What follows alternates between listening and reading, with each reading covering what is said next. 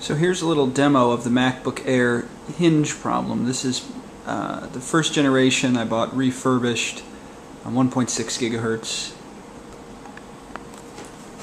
So first of all, a lot of free play here. See, it just bounces.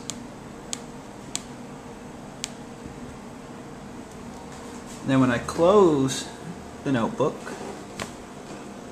you can see the left of your screen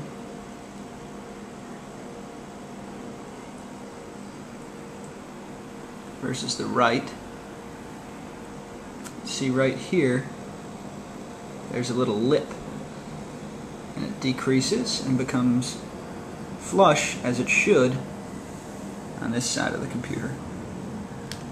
Now if I look at this from the rear, I can notice pretty clearly this side versus the proper side here. This side is loose.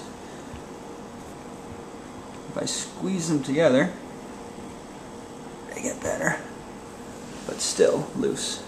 So again, I open the computer up, close it,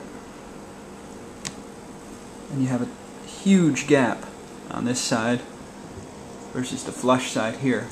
What I'm worried about is that this side will just break free and actually irreparably break.